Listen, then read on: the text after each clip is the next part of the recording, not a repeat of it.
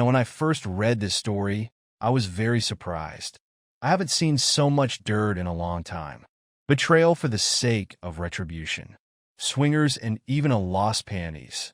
If I were in that situation, I would have come out of it gray-haired. Enjoy the movie. Hello everyone, I guess the thing that gets to me the most is how oblivious I was. We all hear those stories about someone cheating, and we think, how the hell did they not notice? But let me tell you, it's not that simple. You think everything's fine. You don't go snooping into your wife's business. Why would you?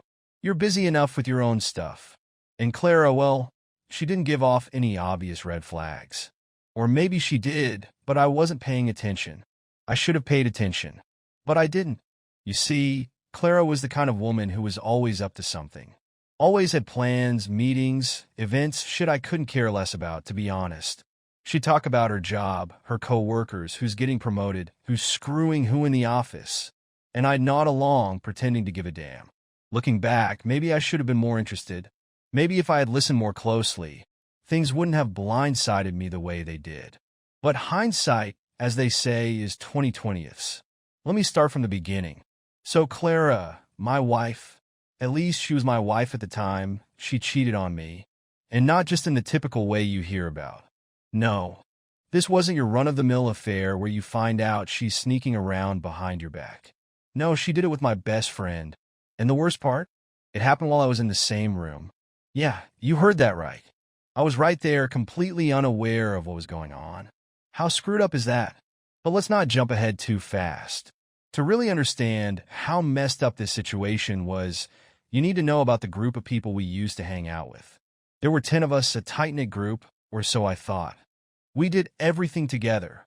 Holidays, weekends away, dinners at each other's houses. Some of them were married, some dating, and a couple of us were just stuck somewhere in between. Let me tell you about Tom. Tom was a great guy, at least that's what I thought back then. He was one of those guys who women always seemed to like. He was charming, easy to talk to, made people feel comfortable. But when it came to relationships, the guy had no luck. It was like every relationship he had just exploded in his face. He'd date a girl for a few months, and next thing you know, it was over. He'd shrug it off and laugh about it, say something like, well, that's just life, huh? And we'd all move on. Then there was his sister, Martha. Now, Martha was something else. She had this presence about her, the kind of woman who walks into a room, and everyone turns to look. She had recently broken up with her boyfriend, and for a while, we all thought maybe she and Tom would start bringing different dates to our little gatherings. But that never happened. She stayed single. And for some reason, she liked hanging out with us, her brother's group of friends, more than she liked going out and meeting new people. I didn't think much of it at the time, but now, well, maybe there was more to that too. Anyway, about a month before everything came crashing down, we decided to plan this little weekend trip. The whole group. We rented this massive cabin out in the woods. Actually, calling it a cabin doesn't do it justice. It was more like a freaking villa. The thing had so many rooms you could get lost walking from one end to the other. The idea was simple. Get out of town, drink too much, tell stupid stories, and just enjoy a break from reality. That first day was a blast. The air was fresh, and it felt like the kind of getaway we all needed. We drank, we laughed, we sang songs, and everyone seemed to be in high spirits. I remember feeling good, like life wasn't so bad. By the time the night rolled around, we were inside, all sprawled out in the living room. The place lit up with the glow from the fireplace. Everyone had a drink in their hand, and we were still riding that high from the day. The music was playing low in the background, and Clara was sitting next to me, smiling like everything was just perfect. And then, there's Tom. Tom was sitting on one of those oversized chairs, a beer in his hand, looking all relaxed. I remember looking over at him and noticing something shiny sticking out of his pocket. At first, I thought it was just a reflection of the light or something, but then I realized there was something there. Now, I wasn't really thinking much at the time. After all, we were all pretty buzzed. So I did something stupid. I reached over and yanked whatever was out of his pocket without even asking. And there they were, a pair of women's panties. The whole room erupted in laughter. It was hysterical. We were all drunk, and it just seemed like the funniest thing in the world. I started waving them around, saying, "Tom, buddy, what's this? You changing up your wardrobe these days?" Everyone was laughing so hard they could barely breathe. Tom played it cool. He just smiled and said, "Oh, I found them in one of the rooms.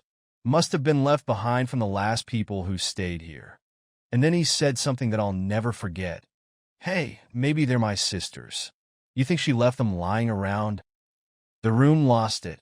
People were rolling with laughter, making jokes about him spying on his sister or whatever. I joined in too, cracking jokes, playing along. It was one of those moments where everything just seems so lighthearted, where nothing feels serious, even though it should have been. Because here's the thing. Those panties? They weren't just anyone's. They were Clara's. My wife's panties in my best friend's pocket, and I had no clue. None. I can't even begin to explain the gut punch that realization gave me. But, of course, I didn't know it at the time. At that moment, I was just another idiot laughing along, thinking everything was just a big joke. So, after we all had a good laugh over the panties incident, and since no one could claim ownership, someone had the bright idea to burn them.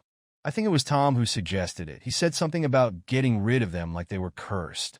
It was late, and we were all buzzed, so of course it sounded like a fantastic idea at the time.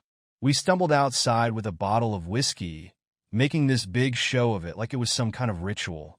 We found a spot by the fire pit, and someone started a little flame. We all gathered around, laughing like idiots as we watched those panties burn. I think Tom was the one who threw them in, and we cheered like it was some kind of twisted offering to the party gods. It was stupid, really, but we were drunk enough for it to be hilarious. That was just the first night, though. We hadn't even gotten started yet. 5 days in that cabin, and this was just the warm-up.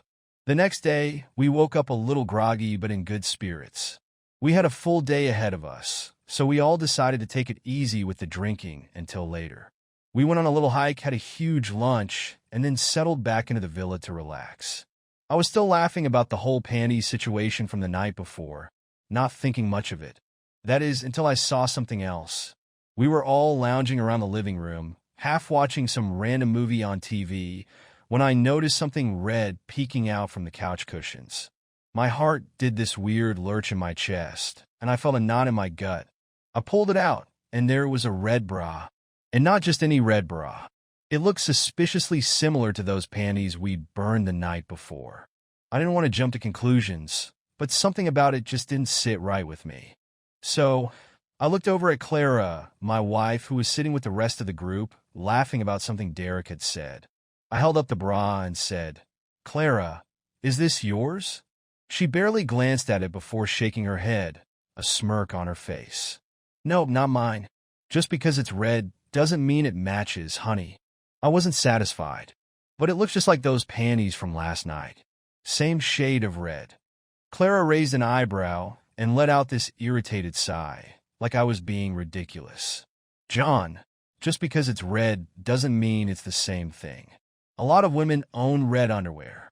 You seriously think I'd be dumb enough to leave stuff like that lying around?" Everyone started to chuckle like it was some kind of joke. I could feel my face heating up. I was trying to stay cool, but she was making me look like an idiot in front of everyone. And the worst part? I didn't have a single shred of proof to back up my suspicions because we'd burned the damn panties the night before. All I had was this gnawing feeling in my gut that something was off. But what could I do? If I pushed any harder, I'd look like a jealous asshole, and she'd just laugh it off again. So, I dropped it, for the moment at least. But it didn't sit right with me. Later that afternoon, I pulled Derek aside. He was one of the few people in the group I actually trusted, probably because he wasn't as close with Clara as the others were. I laid it all out for him, told him how I'd found the panties, and now this red bra was making me suspicious. Derek listened, but when I finished, he just shrugged. "Man, I don't think you've got anything to worry about," he said, shaking his head. "Clara's not stupid. If she was cheating on you, she wouldn't leave something like that lying around, especially when we're all here." I wanted to believe him. I really did, but something in me just wouldn't let it go. The truth is all these people, Tom, Martha, the others, they were Clara's friends first. I only got to know them because I started dating her. They had history, inside jokes, stories from before I was even in the picture. It always felt like I was a bit of an outsider in my own marriage. I asked Derek for a favor. Listen, man, if I get too drunk tonight, can you keep an eye on Tom and Claire for me? Just watch out, okay? Derek gave me a look like I was overreacting, but he nodded. Sure, man, but I really don't think anything's going on. I wasn't so sure, so I decided to make another move. While everyone was outside, getting things ready for another night of drinking, I remembered something. I had an old video recorder in my backpack. It was the kind that automatically started recording when it sensed movement, left over from when I upgraded my dashcam in the car. I had packed it by accident, but now it seemed like the perfect tool for a little insurance. So while everyone was busy outside, I snuck back into the house, grabbed the recorder from my bag, and set it up in the corner of the living room. It wasn't exactly hidden, but no one would notice it unless they were looking for it. And once it was in place, I felt a bit more at ease. If something shady was going on, I was going to catch it. I didn't know what I'd do with the footage, but just knowing the camera was there gave me some confidence. That night, I planned to drink like the rest of them, but this time, I was going to be a little more careful. I had eyes on them now, even if they didn't know it. If Clara and Tom were really up to something, I was about to find out. That night, I was already 3 sheets to the wind by the time the party really got going. The booze hit harder than I expected, and eventually, I stumbled off to my room. I remember collapsing onto the bed, the world spinning around me, and then nothing. I was out cold. Not even a bomb could have woken me up. I slept like a log, dead to the world. When I woke up the next morning, the house was eerily quiet. Most of the group was already up, groaning through their hangovers, but no one else was sleeping. I dragged myself out of bed, head still pounding, and went to find Derek. He was sitting outside on the porch, lazily sipping on some coffee. I sat down next to him, rubbing my temples. How'd things go last night? I asked, trying to sound casual, but the question had more weight than he knew. Derek glanced at me, then shrugged. Everything was fine, man. Nothing happened. You were out like a light. I stayed up until the last minute, made sure nothing weird was going on. His words should have reassured me, but something gnawed at the back of my mind. I forced a nod, muttering a thanks before heading back inside. That's when I remembered the video recorder. My heart started racing again. I'd almost forgotten about it in the haze of booze and sleep, but now it was all I could think about. I rushed to where I'd hidden the recorder, my hands shaking slightly as I grabbed it. I quickly rewound the footage, skipping through hours of nothingness, until I found the moment I'd been waiting for.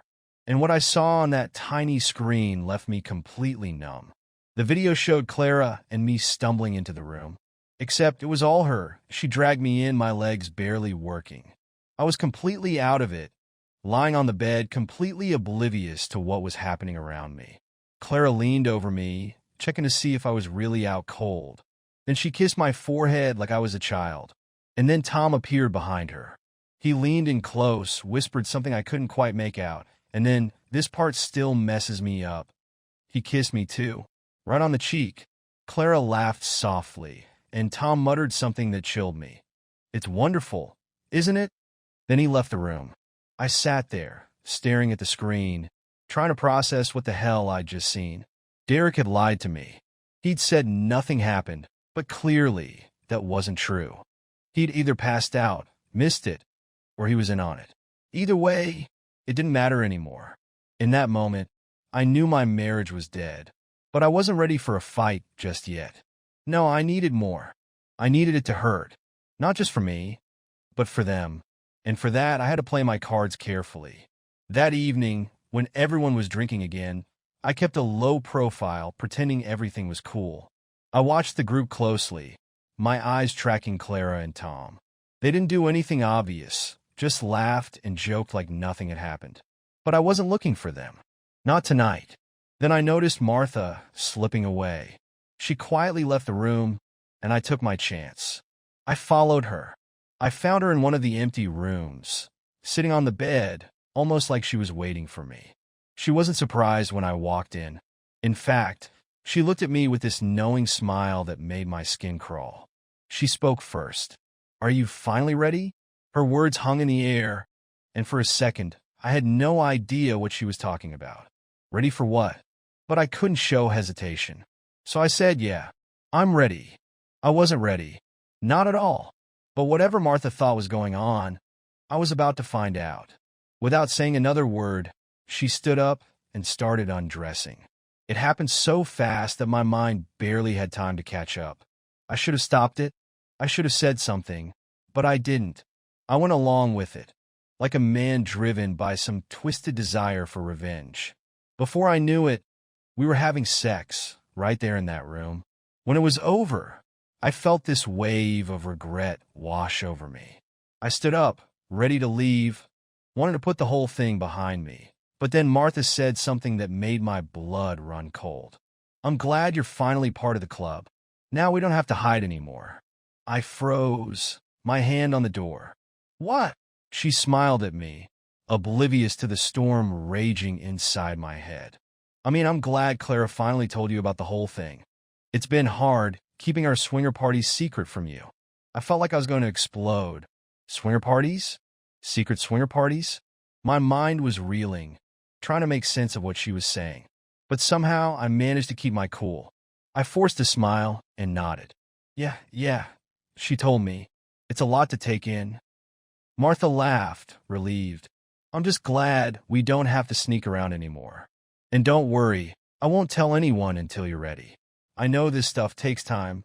I nodded again, fighting the urge to scream. "Yeah, I appreciate that. Just give me a little more time. I need to get used to it." Martha smiled, completely oblivious. "Of course. Take all the time you need."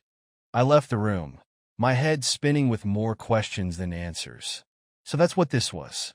This whole time, there had been this secret life happening right under my nose, and I'd been too blind to see it. Now I knew. But what the hell was I supposed to do with this information? The next day, after the bomb Martha dropped on me, I knew exactly what I had to do. But I couldn't rush it. I had to play it smart. If I wanted the full picture, I needed to see it all. And I needed proof. No one was going to believe me without it. Hell, I could barely believe what I'd stumbled into myself. So, that night I acted like everything was normal. I drank, joked, laughed along with everyone like I hadn't just found out my entire life had been one big lie. I pretended to get drunk, stumbling around with a beer in my hand, making a show of it so no one suspected a thing. When it got late enough, I said my goodnights and headed to bed.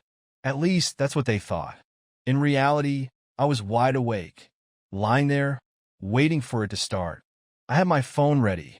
I deleted some old videos and pictures to make sure I had enough storage, and I downloaded an app that would record in the background without the screen lighting up.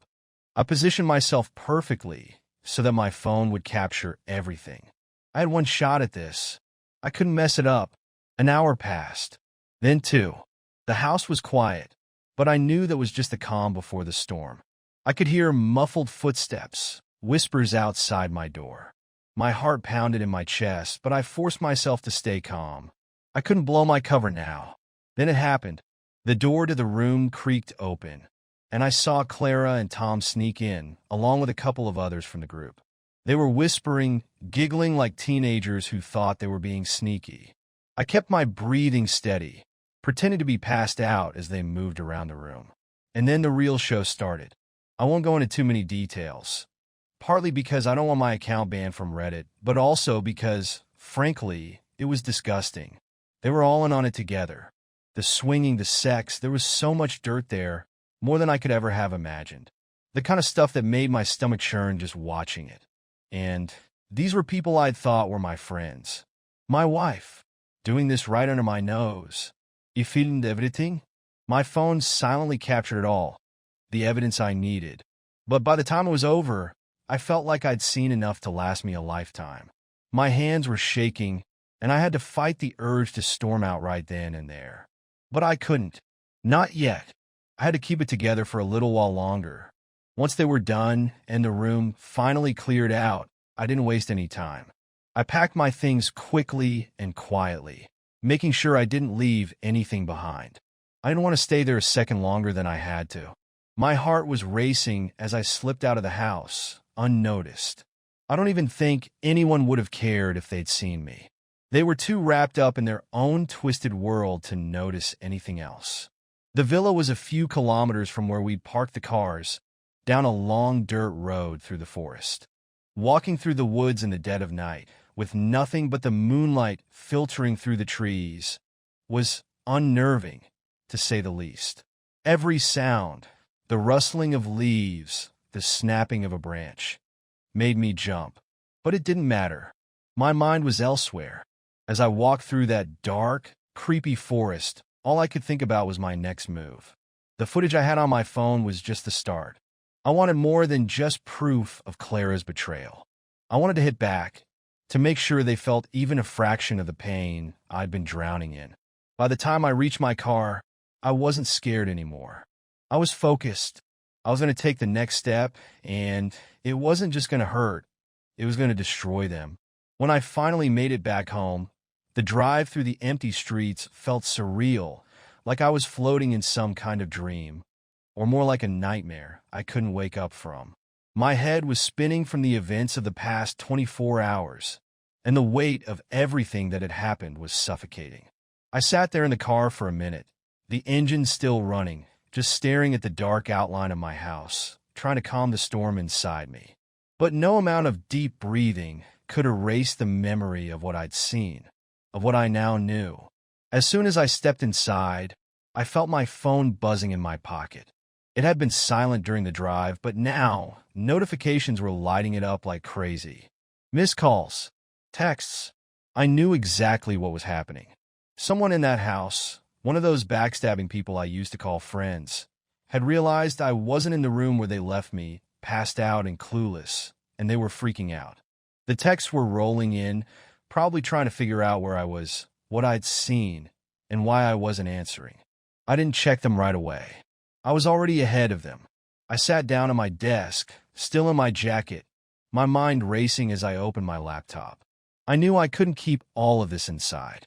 It wasn't just about getting it off my chest. It was about control. For the first time in what felt like forever, I was holding the cards, and I wasn't going to let them slip. But I also wasn't about to throw all my ammunition into the open just yet. No, I needed to be careful. Precise.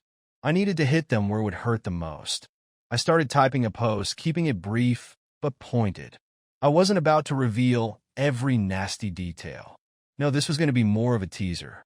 I described just enough to set the stage, censored the parts that could get me banned from any platform, but left plenty of blanks to fill in their imaginations. I talked about betrayal, lies, and how I'd uncovered things that were never meant to be seen. I let it simmer, giving just enough information to stir up curiosity, panic, and maybe a little fear. But I wasn't done. I had the footage, the real proof of what had gone down. The things I saw through that lens, well, they were too explicit to mention here. There was more dirt than anyone would believe. So I uploaded the video through a hidden link. It wasn't public, of course. I wasn't that reckless. But I left it clear.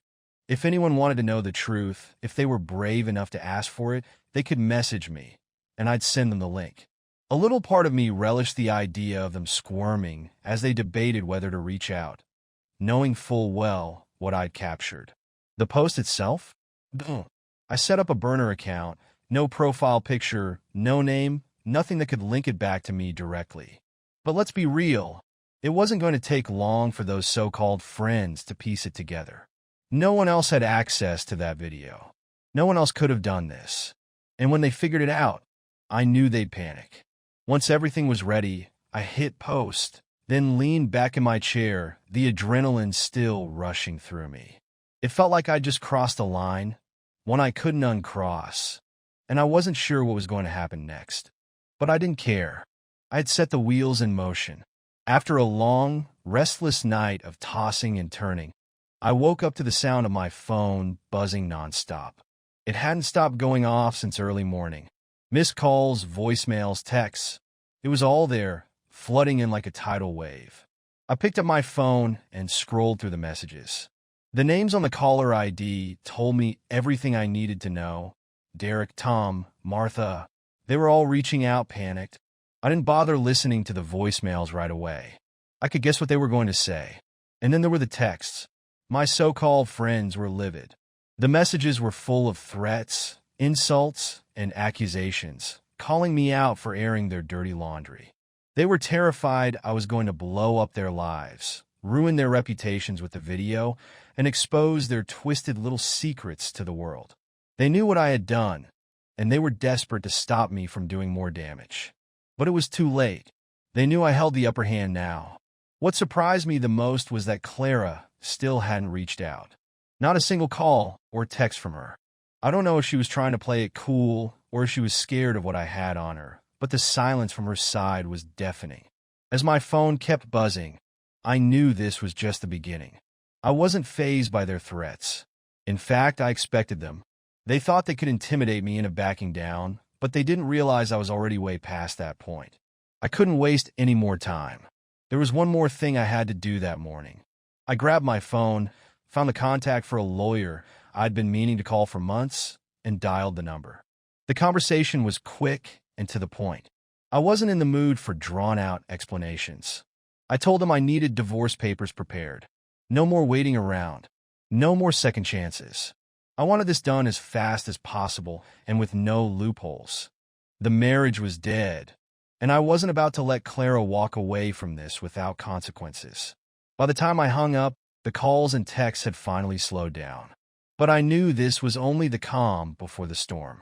The damage was done, and I wasn't going to stop until I had everything I needed to walk away from that wreck of a life for good. And as I sat there, staring at the messages still coming in, I realized this was only the beginning. The fallout was just starting. When Clara finally came back, I was ready. I had spent most of the day packing up her things, throwing everything she owned into boxes. I didn't care how neat or organized it was. I just wanted her out of my life as fast as possible. The place looked like a hurricane had blown through it, with boxes stacked haphazardly by the front door, her clothes tossed in without a second thought. I wasn't trying to be kind anymore. I was done. She walked in like she owned the place, her eyes scanning the room, probably expecting some kind of argument. But when she saw the boxes, reality hit her. She tried to talk like this was some kind of misunderstanding, like we could somehow work it out. Maybe she thought she could charm her way out of this, the same way she had with everything else in our marriage. But I didn't want to hear a word she had to say. Before she could even get a sentence out, I just looked her dead in the eyes and told her, "Go to hell." She froze, not expecting me to be that blunt. She wasn't alone, either. She had brought some of her so-called friends with her, the same ones I used to think were mine too. They stood behind her, smirking like they had something on me, like they were going to intimidate me into backing down. One of them, Derek, stepped forward with that smug look on his face and said, "You're going to regret what you did, man. You think you can just mess with people's lives like this?" I didn't flinch. I was so far beyond caring at that point. "If you don't get out of here right now, I'll call the cops," I said, my voice calm, but with enough bite that they knew I wasn't bluffing. They looked at each other for a second, not sure if I was serious. But then Clara stepped in, trying to reason with me one last time. I didn't care what she had to say anymore. I just pointed at the door and told her to get out. She hesitated, but eventually they all left, muttering threats and insults under their breath as they walked out. I slammed the door behind them, the sound of it echoing through the empty house. I wish I could say that was the end of it, but it wasn't. They didn't sue me like I half expected them to, but the threats didn't stop either. Every now and then, I'd get a text or a call from an unknown number, just vague, veiled threats meant to rattle me. They wanted me to feel scared, but honestly, I was just tired. I wasn't going to waste my energy reporting it to the police. It was all just noise at this point. The divorce process, thankfully, was quick. There wasn't much to fight over. Clara knew she didn't have a leg to stand on, and I wasn't interested in dragging it out. Within a few weeks, the papers were signed, and it was over. Once the divorce was finalized, I wasted no time. I put the house up for sale, and it didn't take long before I found a buyer. Good riddance to the place, honestly. It was full of too many memories, too much pain. I didn't want any part of it anymore. Within weeks, I packed up everything that was left of my life and moved to another state. I didn't tell anyone where I was going. Not that they would have cared. I just needed to get away from it all, to start fresh somewhere new. Somewhere where no one knew who I was or what I'd been through. But no matter how far I go, what I saw during those last few days still haunts me. It's like it's burned into my brain. Every time I close my eyes, I can still see it. I'm hoping that with time, it'll fade, but right now, it's still too fresh. I guess that's where this story ends. I don't know what the future holds for me, but I can tell you one thing. I'm not letting people get close to me like that again. Not after what happened. So, to everyone who took the time to read this, thank you. And a word of advice, be careful who you let into your life. Sometimes, the people you trust the most are the ones who will destroy you. Update. It's been a few months since I packed up and moved away from everything I knew. The house, the so-called friends, the memories, all of it is in the rearview now. I found a place in a quiet little town, far from the chaos of my old life. It's peaceful here. No one knows who I am, no one cares about my past, and that's exactly how I want it to be. On the surface, things are good. I've got a new job that doesn't remind me of everything I lost, and I'm slowly settling into this new rhythm. The people here are friendly enough, but I keep my distance. It's not that I don't want to connect with anyone. It's just that I don't know how to anymore. Trust has become this fragile, foreign thing. Every time someone tries to get close, I find myself pulling back, putting up walls I don't even know how to take down. I still have nightmares sometimes, not about what happened directly, but just this overwhelming sense of betrayal, like I can't let my guard down, not even in my sleep. It's like a part of me is always waiting for the next blow to land. I keep replaying those moments in my head, Clara, Tom, that whole twisted group, and it's like a scar that won't heal. I can't shake it, no matter how hard I try to convince myself that I'm free of them. I've met a few people in this new place, and they've been kind. They've invited me to drinks, to get-togethers, but every time, I find an excuse to stay home. It's not that I don't want to be around people. It's just that I don't trust myself to let them in. I keep thinking, what if it happens again? What if the next person I let in turns out to be just like Clara, just like Tom? So, I keep to myself. I go to work, come home, and try to focus on rebuilding the parts of my life that aren't shattered. It's lonely, yeah, but it's safer. I don't have the energy to risk being hurt like that again. Not yet. Maybe one day, I'll find it in me to trust someone again. Maybe I'll meet someone who can break through this wall I've built around myself. But for now, I'm content with the distance. It's better to be alone than to risk being destroyed all over again. So, that's where I am now. Life isn't perfect, but it's mine again. I don't have to look over my shoulder anymore, and I don't have to wonder what's being said behind my back. For now, that's enough. To anyone reading this, just be careful.